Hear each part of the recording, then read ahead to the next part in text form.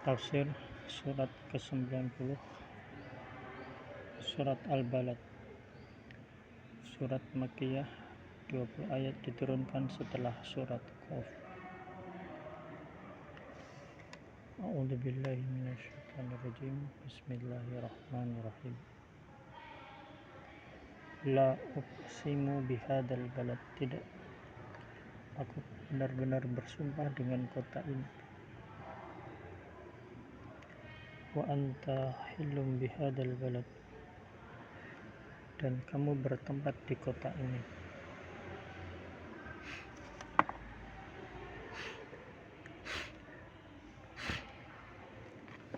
Wa walidi wa ma walad. Dan demi bapak dan anaknya. Laqad khalaqnal insana fi kabad. Sesungguhnya kami telah menciptakan manusia berada di dalam susah payah. Ayahsabu alla yaqdiru alaihi ahad. Apakah manusia menyangka bahwa sekali-kali tidak ada seorang pun yang berkuasa atasnya? Yaqulu ahlaktu malan lubada. Dan mengatakan, aku telah menghabiskan harta yang banyak. Ayahsabu allam yarahu ahad. Apakah ia menyangka bahwa tidak ada seorang pun yang melihatnya? Alam naj'al lahu ainain. Bukankah kami telah memberikan kepadanya dua buah mata? Wa lisana wa syafatain, lidah dan dua buah bibir. Wa hadainahu najdain, dan kami telah menunjukkan kepadanya dua jalan.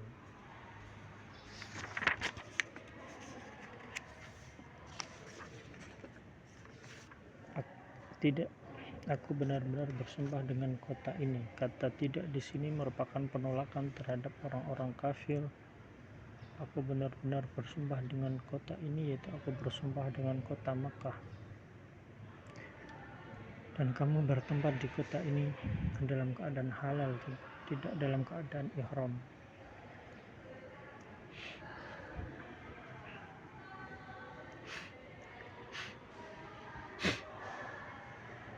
Kamu dihalalkan berperang di dalamnya, karena Allah Ta'ala telah menghalalkan berperang di kota Makkah dalam satu saat di siang hari kepada Nabi Muhammad SAW.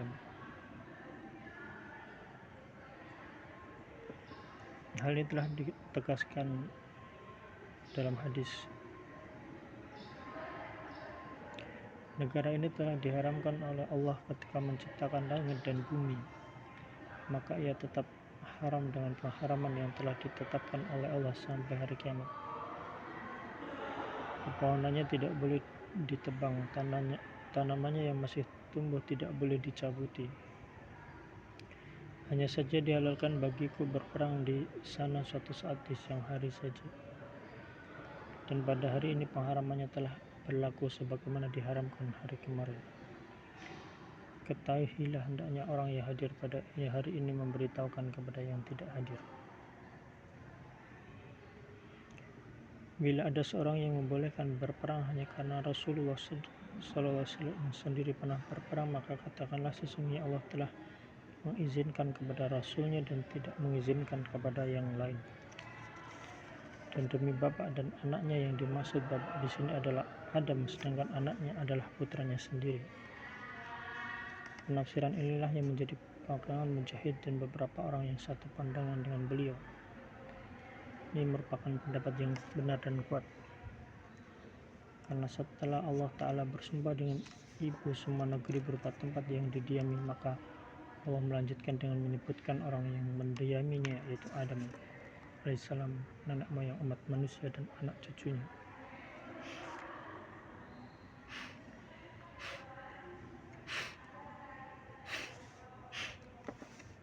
Allah Ta'ala berfirman, sesungguhnya kami telah menciptakan manusia berada dalam susah payah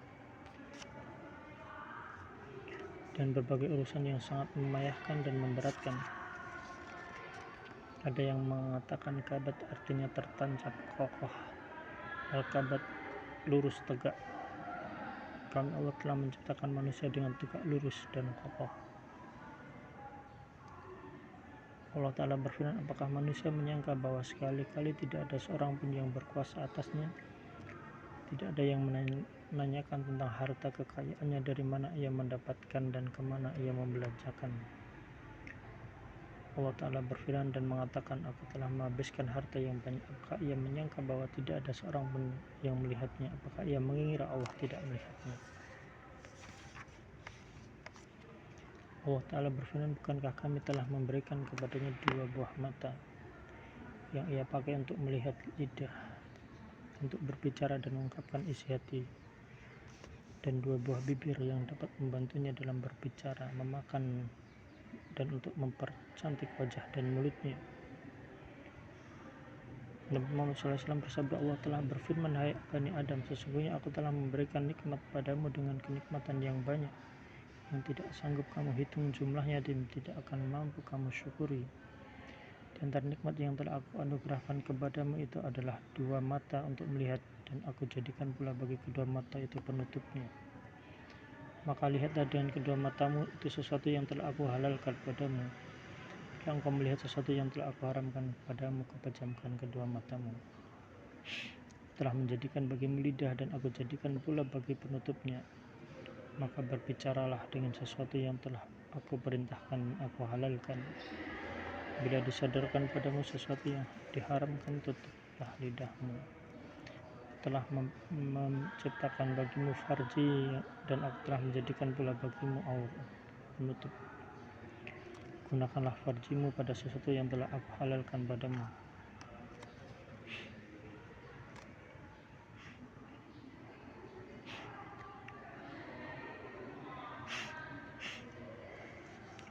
Bila disodorkan padamu sesuatu yang diharamkan padamu, turunlah penutup aurat itu.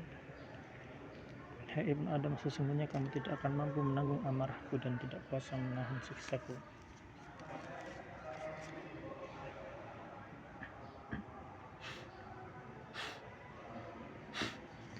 Allah Ta'ala berfirman, dan kami telah menunjukkan kepadanya 2 jalan kebaikan dan keburukan.